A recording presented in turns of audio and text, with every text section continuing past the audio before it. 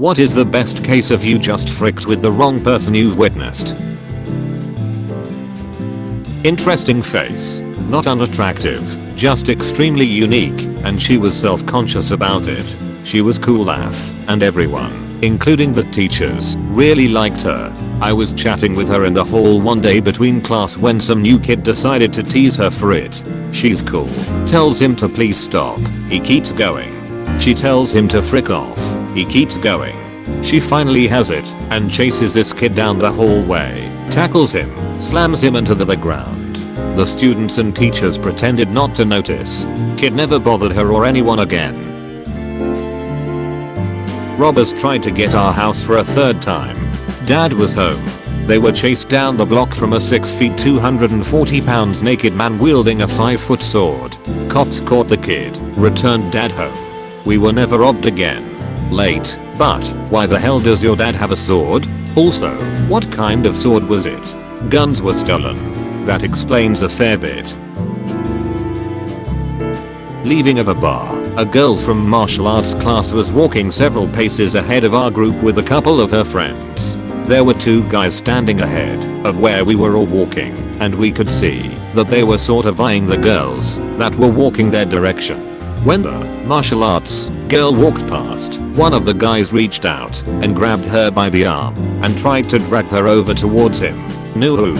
She gave a nice little instep and drove her heel right on top his foot, then punched him square in the solar plexus. She is a black belt and cold seriously fricked this guy up if she felt like it, but she understands what her training is for. It was the best example I've ever seen of anyone using their martial arts training. I wrestled in high school. There was a heavyweight that thought he was a shit. We see he was the biggest person on the team at 260 lbs in a friendly match with a 182. He cross-faced him, basically punched him in the nose. MR 182 proceeded to stand straight up and throw the HWT over his shoulder with ease and pull him across the mat by his ankle with one hand. The HWT didn't try him anymore. When I was a teen, I went to a mall with a friend. We were eating in the food court when a little Asian man, like 5 feet 5 inches, was getting a strip torn off him by the blonde who appeared to be his girlfriend. She ran off, and the fella went after her saying he was sorry. Like some kind of magic, 4 other men appeared and surrounded the little guy. They were all 6 feet tall and well built. It turns out they were the girl's family and wanted to settle the score or some such thing. To this day, the only time I have seen a knockout that fast was in MMA. The little guy beat all 4 of the bigger men in a matter of moments. It still is the wildest fight I have ever witnessed with a Mark 1 eyeball. Had a buddy who was friends with this big ol' redneck firefighter. In high school, apparently some kid was starting shit with him. Most likely had some sort of developmental disorder. It was high school, everyone was whack. Anyways, this kid hits the firefighter with a sucker punch at point blank range square in the jaw. Firefighter boy pushed him off, pointed his finger at him, and said rethink that decision. I don't know why, but that story was freaking chilling the first time I heard it. That's like some Naruto shit right there, man. It's crazy. Reminds of something that happened to me. I was in kickboxing class sparring with an overgrown 15-year-old kid. It was supposed to be an on-contact hand drill. Instead, the kid whacks me straight in the nose. I told him to calm down and focus on his form. 20 seconds later, he smacks me right in the nose again, and a little trickle of blood started coming out of my left nostril. I looked at him and said, "Kid, please don't do that again. You are really beginning to piss me off." He was very careful not to touch my face from that point on. I watched a redneck get his ass kicked by a gay man because he was taunting him and calling him names. Never witnessed a more well-deserved and thorough ass whooping. Happened in front of the redneck's girlfriend, which only added to my satisfaction. Both my former speech and debate professor and his husband do drag on the side. His reward for us at a regional event was that if we won, he would do his Liza routine, 15-20 minimum bit, in full drag at the end of the event's evening party. We won. Something he said to the crowd after his bit has always stuck with me. He more or less said never frick with a drag queen, because under that wig, or that makeup, dress and heels is typically a very fit man who exudes more confidence in one night than most men will ever in their entire life. In short, she will kick your ass and her friends will join in too. Throwaway because what happened is a little weird.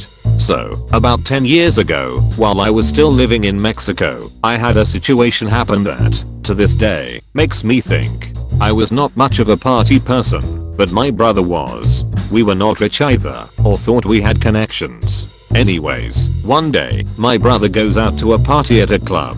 He's about 5 feet 10, tall in Mexico, very strong as he loved going to the gym, and he knows how to fight. One of his friends, in a drunken mistakes, picks up a fight with some rich boy, to which a person at the club approaches my brother and tells him, dude, your friend is picking a fight with the wrong guy. Turns out, he was related to some gang or even cartel. My brother then proceeds to go separate his friend, but at this time, the bouncers of the club have already started mobilizing and kicking people out.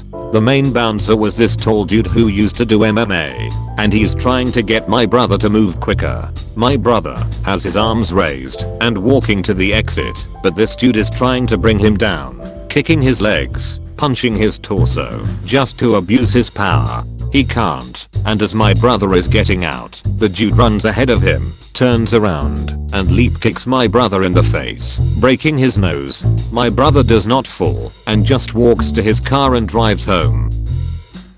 The next day, after going to the hospital, he talks with my dad, telling him what happened, and we leave it at that. 2 weeks later, my dad calls my brother and tells us the next, hey man, so you don't have to worry about this guy anymore. I was at a high school reunion with some friends and the topic came up. I talked to an old friend of mine that seemed interested in what happened, and then he told me, don't worry, I got you covered. I didn't think much of this. I hadn't seen him in a while, so not sure what he was saying, but, and as he finishes the story, he shows us a picture of the bouncer, beaten to hell, tied up to the train tracks. Brother and I were freaked the hell out. That next weekend, he went back to the club. The bouncer that broke his nose instantly passed him to a table, served them some drinks, and apologized to him, telling him that anything he needed, to just ask. That was the freakiest thing I have ever witnessed. Mayfair, I bet. When I was in middle school, a pair of guys were going around forcibly kissing girls as part of a bet. One of them did this to me, and without even thinking, I punched him in the face. He was on the floor, hand over his face, blood pouring from between his fingers, and looking utterly shell-shocked. I looked around, and there were no witnesses, so I leaned in and snapped, you're not going to tell anyone about this, are you? Or I'll break something else. He shook his head rapidly, and I ran off to tell a teacher that I saw a student fall face first. About a week later, I saw him again at school, and he had some kind of cast/guard across his nose. The color drained from his face when we made eye contact. I still feel guilty. I still feel guilty. Don't. Back in high school, there was this small younger student who had something to prove. He was constantly trying to pick fights, particularly with people bigger or stronger than him for a while, and eventually he chose the wrong target. He went up to one of my classmates, a senior, and started harassing him. He'd hit him up a few times before, just talking shit, and got laughed off every time because hell, it's just words. I guess he said something really crude about the guy's girlfriend though as they got to the main entrance to the school. He finally got his fight with the captain of the school weightlifting team who also leads the local school-aged rugby team. The teacher break room was right there, as well as the principal's office, and half the school was headed that way to walk out with them ahead of us, and 5 teachers watching. So, we had a pretty good audience to see this guy pick up the annoying little shit with one hand around his throat, hold him up in the air, and then slam him down to the ground, like he was celebrating a touchdown with him as the football. Dude dusted off his hands then stepped backwards to wait for his punishment. It took like 10 seconds for anyone to even move because the teachers were completely blown away. Several different teachers independently assumed at first that they were just playing around or something, and then realized that this guy had just been smoked like a toddler trying to fight Zeus.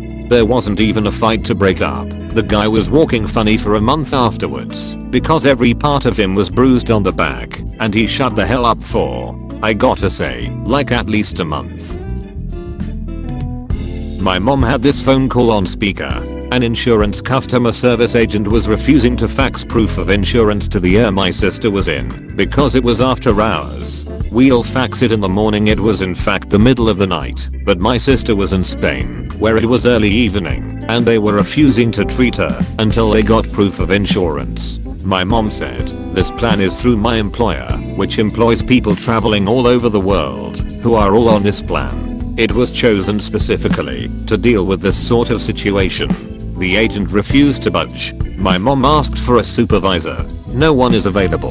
Call again in the morning. My mom then said, well, you're going to want to wake someone up or just send that fax, because I'm the person who makes the decision on what insurance plan my company uses. When I take all 50,000 people and their dependents off that plan, I will name you personally to your company. When I do so, if you think I'm kidding, I suggest you Google my name. A quick Google result shows that she is in fact in a position to do exactly what she said.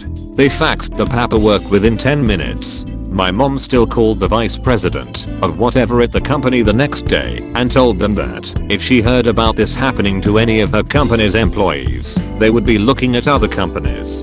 I have never ever seen her pull any sort of power play in my entire life, not until her daughter's health was threatened. Okay, but also like, hell freaking yeah, that she went that extra step to contact that company's higher ups so no one else would have to deal with that shit either. You have a message from the big guy. Join the Discord customer big guy. Link in description.